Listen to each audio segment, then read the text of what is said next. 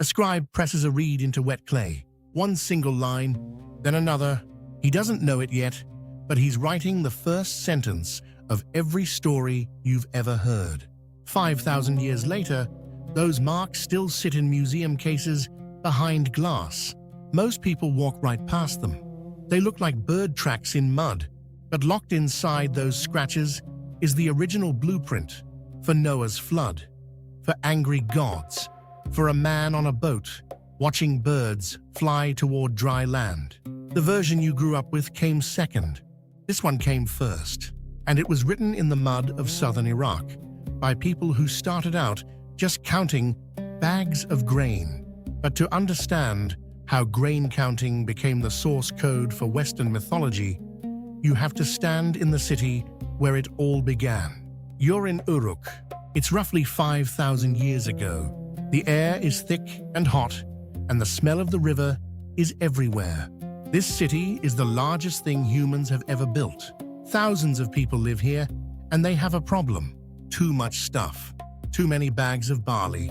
Too many heads of cattle. Too many debts owed between too many people. Memory alone can't hold it all anymore. So someone picks up a reed stylus and starts pressing marks into soft clay. A circle for a jar of oil.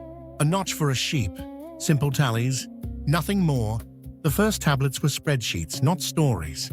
Among the earliest batch found by diggers, about 3 out of every 4 tablets were receipts. Grain in, grain out. Who owes what to whom? Boring, practical, utterly essential. But here's where it gets strange. Within just a few generations, those same marks started doing something no one planned. Scribes realized they could press names into clay, then titles, then phrases, then whole sentences.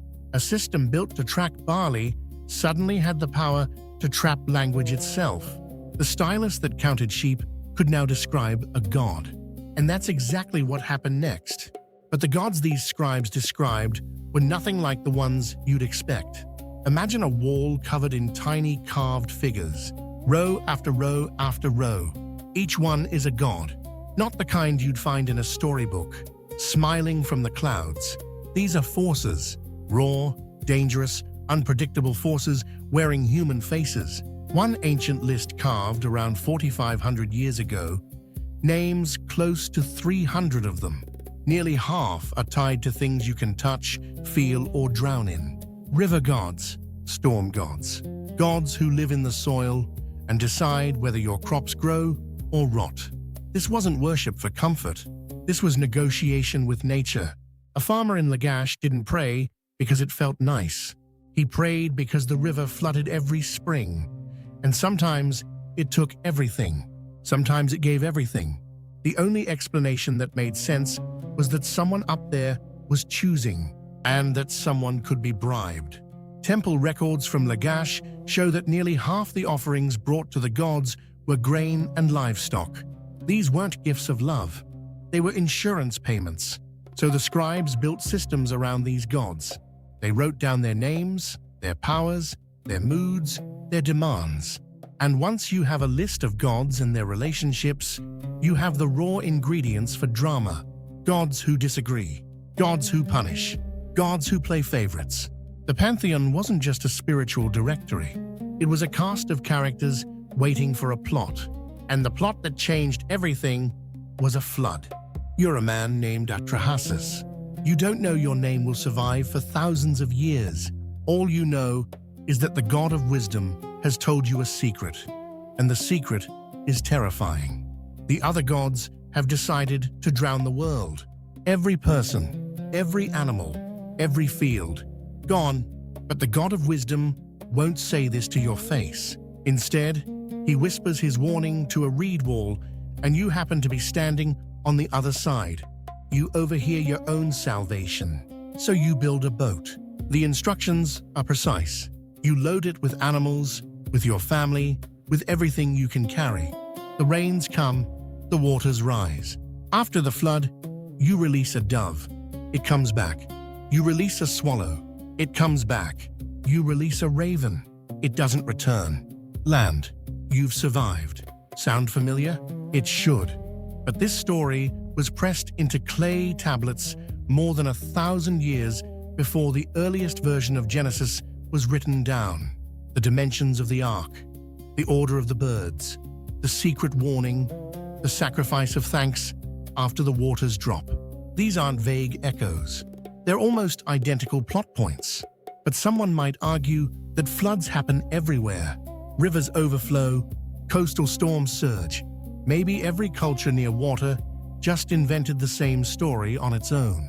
It's a fair point, and yet the details betray something deeper than shared experience. The boats in both stories follow the same proportional shape.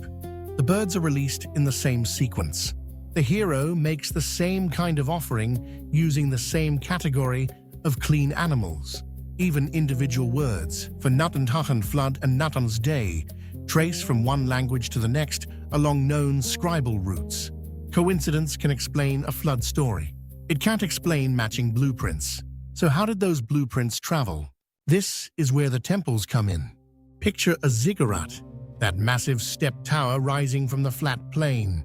You've seen drawings, but what most people don't realize is that inside and around those towers were rooms stacked with clay tablets. Not just prayers, administrative records, legal contracts, letters between kings, and yes, myths. Scribes sat in these rooms and copied texts from older tablets onto fresh clay. Sometimes they copied word for word. Sometimes they changed things, added a line, cut a section, updated a name to match the current king. One royal collection assembled about 2,700 years ago held roughly 30,000 tablets. Among them, thousands of literary and mythic texts. This wasn't a dusty attic, it was a living archive. Scribes weren't just preserving stories, they were maintaining them, the way an engineer maintains code. Each new copy was a new version. Version 1.0 becomes 2.0. The flood story from one city gets merged with the creation story from another. A local hero gets swapped out for a more famous one. The plot stays, the details shift, and these copies didn't stay locked in one city. Letters found at a trading hub along the Euphrates, dated roughly 3,800 years ago, reference gifts of Sumerian texts exchanged between rulers. Farther north, a royal library in what is now Turkey held hundreds of tablets written in the same wedge-shaped script. Farther still, along the coast, merchant cities preserved words borrowed directly from the language of these myths. The stories rode the trade routes. Caravans carried them inland. Ships carried them along the coast. Wherever scribes traveled, wherever diplomats exchanged gifts, wherever merchants settled, the myths followed. Not as rumors or campfire tales, but as physical objects. Clay tablets packed in baskets, loaded onto donkeys, shipped across the sea. But here's the nuance that matters. Not every culture that received these stories kept them the same way. The Greeks heard storm god tales and built Zeus. The people of the Levantine coast heard the same tales and shaped Baal. And when Hebrew scribes sat in exile in Babylon, surrounded by these ancient archives, they didn't just copy, they recompiled. They took the flood module, stripped the many gods down to one, and rewired the moral logic. In the older version, the gods drown humanity because humans are too noisy and the gods can't sleep. In the new version, the flood is moral judgment. Same boat, same birds, completely different reason for the rain. This is what makes the source code idea more than a clever metaphor. Source code doesn't dictate the final product. It provides the building blocks, the functions, the reusable pieces, a flood function, a divine council function, a hero survival function. Each culture that inherited these blocks compiled them into a different application. The Greeks got epic poetry. The Hebrews got covenant law. The Hittites got royal ritual. Same modules, different outputs. But this framework has limits. Not every myth traces back to a clay tablet in southern Iraq. Creation stories from places that had no contact with Mesopotamian trade routes, cultures separated by oceans and centuries, developed their own flood tales their own gods of storm and sky. The source code model works beautifully within the ancient Near East, where we can trace the physical movement of tablets from city to city, from scribe to scribe. Step outside that network, and the chain breaks. What remains in those distant cultures is something older and stranger. The human instinct to explain a world that keeps trying to kill you. That tension between inherited code and independent invention is what makes this story so alive. It's not that every myth on Earth was written in Uruk.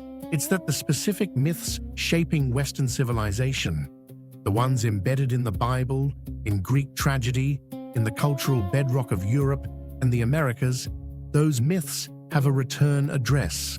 And that address is a mudflat beside the Euphrates, where someone pressed a reed into clay and wrote down what the gods were whispering through the wall. If this story pulled you in, the next one goes deeper. We're tracing what happened when those myths hit Greece and collided with a completely different way of seeing the world. Subscribe so you don't miss it. A scribe presses a reed into wet clay. He's counting grain. He doesn't know he's writing Genesis.